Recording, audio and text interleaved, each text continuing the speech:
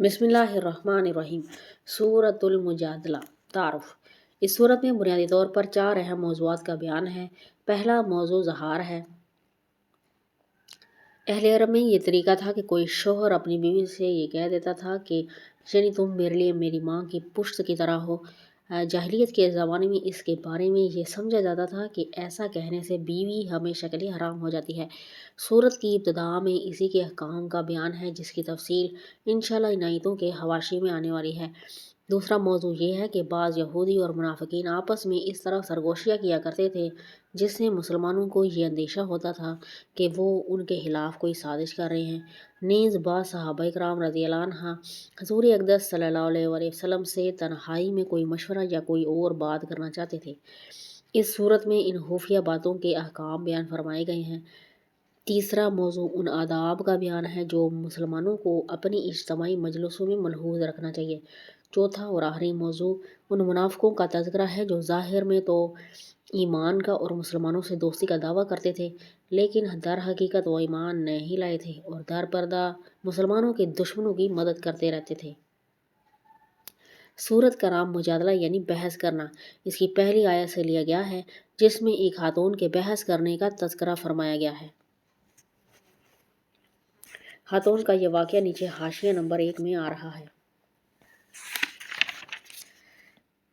اس آیت کا شان نزول یہ ہے کہ حضرت خولہ رضی اللہ عنہ ایک خاتون تھی جو حضرت اوس بن صامت رضی اللہ عنہ کے نکاح میں تھی جو بوڑھے ہو چکے تھے، اور ایک مرتبہ انہوں نے اپنی اہلیہ کو یہ کہہ دیا تھا کہ تم میرے لیے میری ماں کی پشت کی طرح ہو، یعنی میں نے تم کو اپنے اوپر ماں کی پشت کی طرح حرام کر لیا ہے۔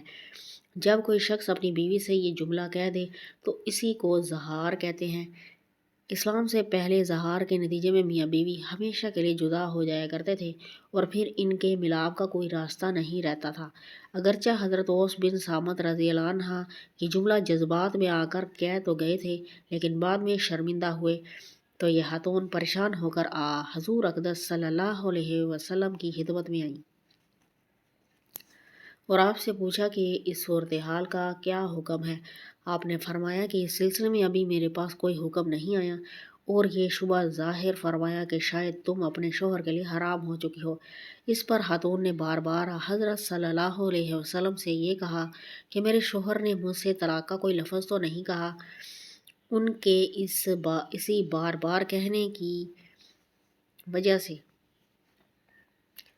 ان کے اسی بار بار کہنے کو آیت میں بحث کرنے سے تعبیر فرمایا گیا ہے، اور اس کے ساتھ ہی انہوں نے اللہ تعالیٰ سے فریاد شروع کر دی کہ یا اللہ میں آپ سے فریاد کرتی ہوں کہ میرے چھوٹے چھوٹے بچے ہیں جو ضائع ہو جائیں گے۔ پھر آسمان کی طرف سر اٹھا کر بار بار کہتی ہی رہیں کہ یا اللہ میں آپ سے فریاد کرتی ہوں۔ ابھی وہ یہ فریاد کر ہی رہی تھیں کہ یہ آیات نازل ہو گئیں جن میں زہار کا حکم اور اس سے رجوع کرنے کا طریقہ بتلایا گیا، یعنی ایسا کہنا گناہ ہے۔ لیکن اگلے ہی جملے میں ارشاد فرما دیا گیا ہے کہ اگر کوئی اس گناہ سے توبہ کر لے تو اللہ تعالیٰ اسے معاف فرما دیں گے۔ یہاں سے زہار کا حکم بیان فرمایا جا رہا ہے، اور وہ یہ کہ زہار کے بعد میاں بیوی کے لیے اپنے مخصوص تعلقات یعنی جماع، بوس و کنار وغیرہ جائز نہیں رہتے۔ البتہ زہار سے رجوع ہو سکتا ہے جس کے بعد میاں بیوی والے تعلقات بحال ہو جاتے ہیں، لیکن اس کے لیے کفارہ ادا کرنا ضروری ہے۔ ان آیتوں میں کفارہ یہ بیان فرمایا گیا ہے کہ اگر کسی شخص کے لیے غلام کو آزاد کرنا ممکن ہو تو اس کے ذمے واجب ہے کہ وہ غلام آزاد کرنے کی صورت میں کفارہ ادا کرے، لیکن اگر کسی کو غلام کی قدرت نہ ہو، جیسا کہ آج کل غلاموں کا وجود ہی نہیں رہا، تو اس کو 2 مہینے متواتر روزے رکھنے ہوں گے، اور اگر کوئی شخص بڑھاپے یا بیماری کی وجہ سے روزے بھی نہ رکھ سکے تو وہ 60 مسکینوں کو 2 وقت پیٹ بھر کر کھانا کھلا دے تو اس سے بھی کفارہ ادا ہو جاتا ہے۔ کفارہ ادا کرنے کے بعد میاں بیوی ایک دوسرے کے لیے حلال ہو جاتے ہیں۔